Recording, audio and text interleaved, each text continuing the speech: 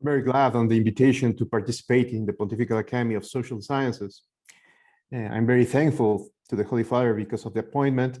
I also thank to Monsignor Marcelo Sanchez Orondo, Professor Stefano Samani, and my dear friends Rocco Buttiglione, Pedro Morande, and Paolo Carrozza because of their warm welcome.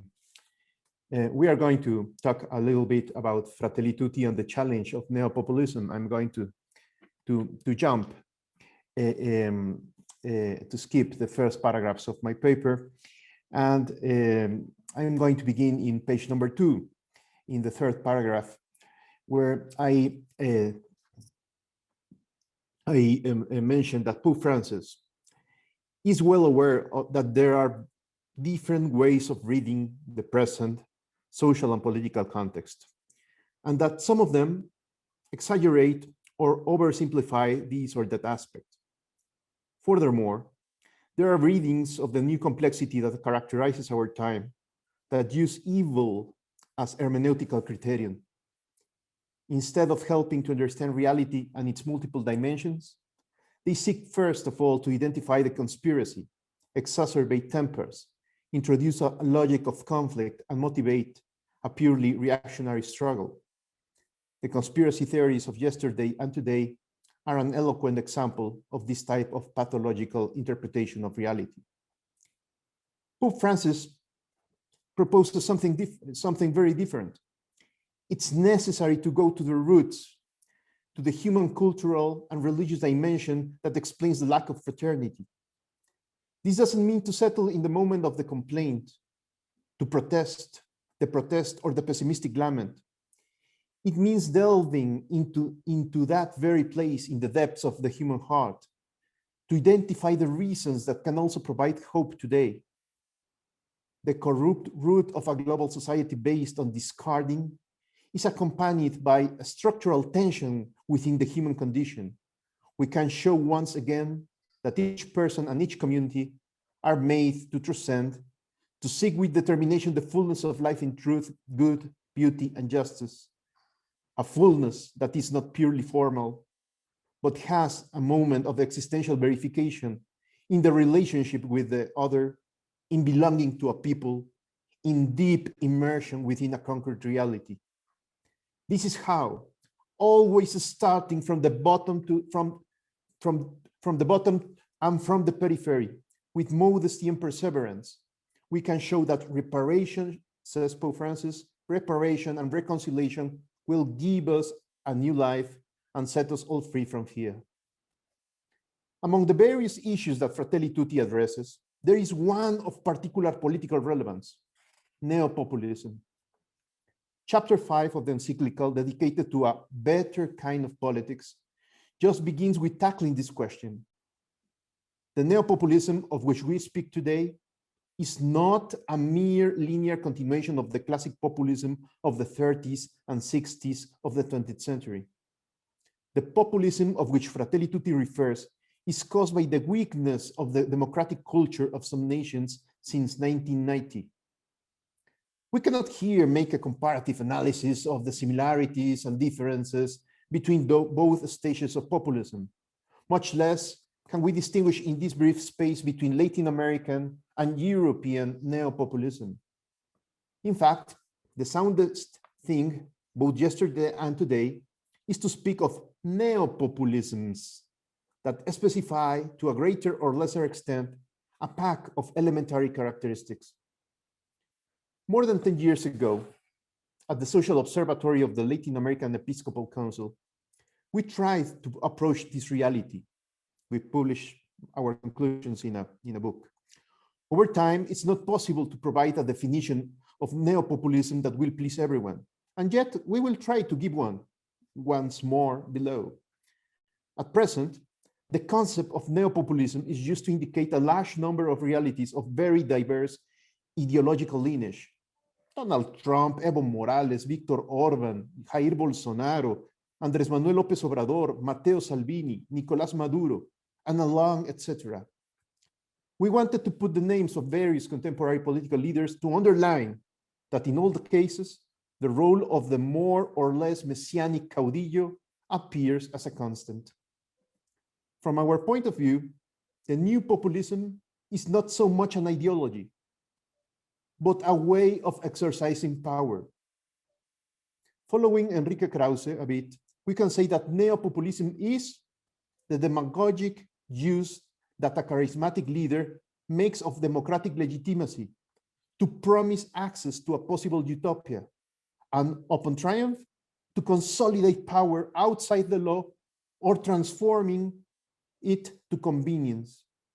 In our opinion, neo-populism tends to include, to varying degrees, some or all of the following ingredients. First, an ideological reading of national history, which serves as an argument to explain the arrival of a providential caudillo. Second, the exaltation of the providential leader who will solve the problems of the people and who, in one way or another, seeks to affirm himself as the incarnation of the latter. The caudillo is constituted as such by his messianic character and by his authoritarian way of exercising power. Third, the use and abuse of the word. The populist considers himself the supreme interpreter of the general truth. With his speech, he occupies as much of the public space as he can and administers freedom of expression at his discretion. Fourth, the arbitrary use of public funds.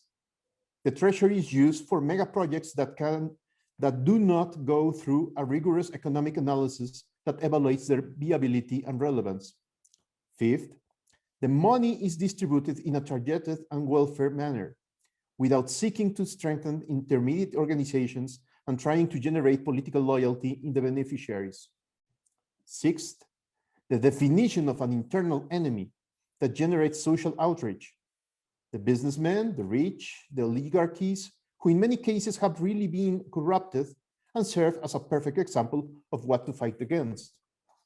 Seventh, the definition of an external enemy that can be blamed in case of need. Enemy who, on the other hand, can give more than one reason to be considered this way. Eighth, acceptance of some elements of the market economy, insofar as they strengthen the existence of a business community loyal to the ruler, is what some call crony capitalism. Ninth, contempt for the legal and institutional framework, which is sought to be transformed at convenience. 10th, manipulation of the secular nature of the state, which on occasions will limit the scope of action of the churches to private life, and on others will accept the discretionary use of cultural and religious elements for the public legitimation of power. Pope Francis, in Fratelli Tutti, clearly identifies that any positive meaning that the term populism might have had in the past has been nullified in the present scenario. Neo-populism has currently become, quote, another source of polarization in an already divided society, end of the quote from Pope Francis. It is a cause and effect of social fracture. Its nature emerges when a leader captivates the population, seeking to exploit politically a people's culture under whatever ideological banner for their own personal advantage or continuing grip on power, or when at other times they seek popularity by appealing to the basest and most selfish inclinations of certain sectors of the population. This becomes all the more serious when, whether in cruder or more subtle forms, it leads to the usurpation of institutions and laws. Something that should be highlighted from the quote we have just mentioned is that Francis points out that the current populism can occur with any ideological sign. Indeed, the neo-populisms of the right and the left, apparently confronted, quickly tend to find sympathy and meeting points with each other. The recent case of the synergy, collaboration, and closeness of Andrés Manuel López Obrador with Donald Trump is an extremely eloquent example.